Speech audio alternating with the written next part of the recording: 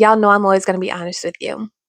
I used to think if I just planned hard enough, if I could just predict every possible outcome, every worst case scenario, that I could somehow plan the pain away.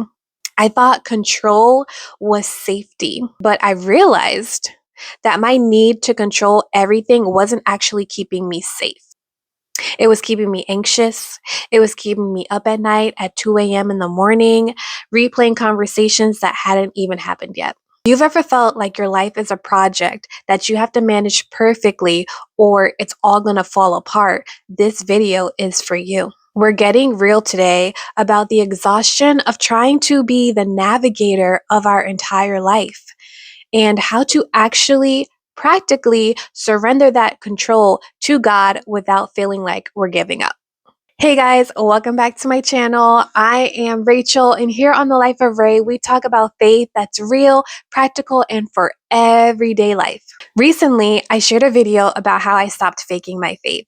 The response showed me that so many of us are tired of performing, but there's another level to that performance, and it's one that I struggle with on a daily basis: the need to be in control. Today, I want to talk about how I stopped trying to control God's plan and the act of surrender. Because let's be real, we say, Jesus, take the wheel, Jesus, take the wheel, but we still got our hand on the emergency brake, right? I know I'm not the only one. Don't make me feel like I'm out here all by myself. So let's talk about why we do this. Why do we feel the need to plan out every single detail? For me, the fear usually hits when things feel uncertain. Like, Rachel, just create a 5-year plan so that just in case of an emergency, you still have something to fall back on. But here is what I'm learning. Anxiety isn't a planning problem. It's a trust problem. A few months ago, I had my entire month plan, color-coded, highlighted, and then life happened. A project fell through, something I was really passionate about.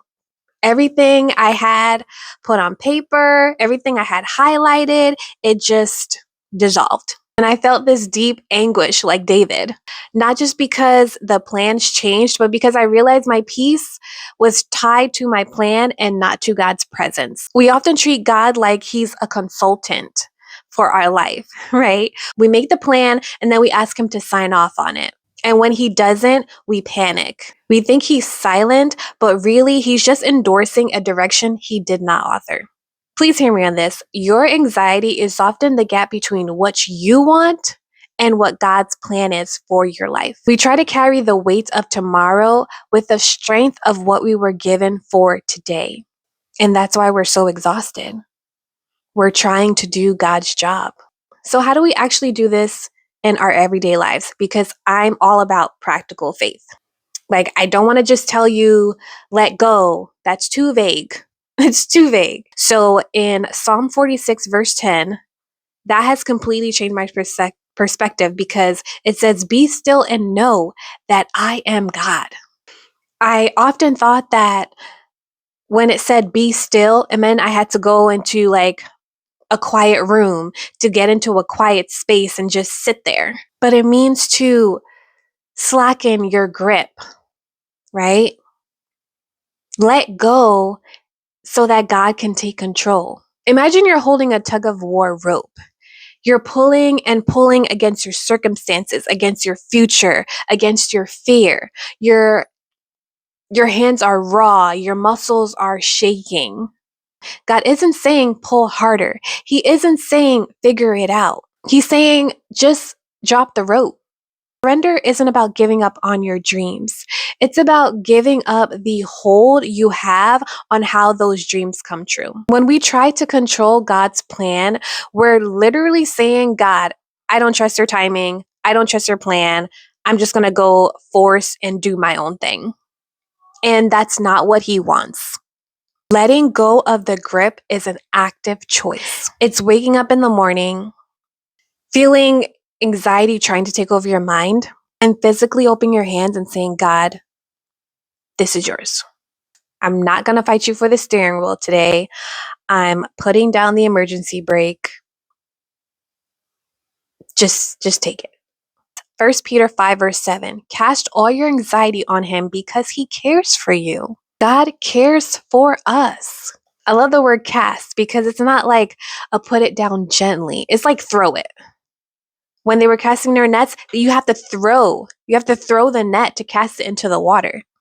I want you to think about when you check your bag at the airport, right? You pack your bag, you lug it to the counter, you check it in, they take it, and now it's in their hands. And you trust the airline to get your bag to your final destination. And that's just like handing over your anxiety, your fears to God. You have to trust Him. When you're refusing to let go of control, you're refusing to check the bag. And we wonder why we're so tired. We wonder why we're burning out. It's because you're carrying the weight of the outcome. What if you stop trying to be the outcome manager? What if your only job was obedience and the outcome was God's responsibility? Proverbs 3:5 says, trust in the Lord with all your heart and lean not unto your own understanding. The lean not part. Okay, let's talk about the lean not part. It means don't put your full weight on your own logic. Your logic is limited. Your view is limited. God's view is internal. Leaning on your own understanding is trying to lean on a spider web. It's going to break. It's going to be sticky. We know the theology, but how do we live this out when anxiety hits on a Tuesday afternoon? So let's do a heart check. Step 1, name the fear. You cannot heal what you won't reveal. I've said this before.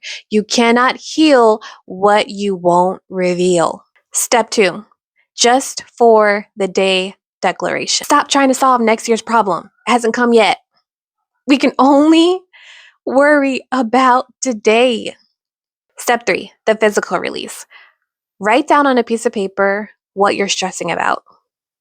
Crumple it up, throw it in the trash. Surrendering control doesn't mean you stop caring. It means you stop worrying. It means you trust the author and the finisher of your soul. So, if this message resonated with you, don't forget to give me a like, comment, and subscribe. And I will see you guys in the next video. Bye.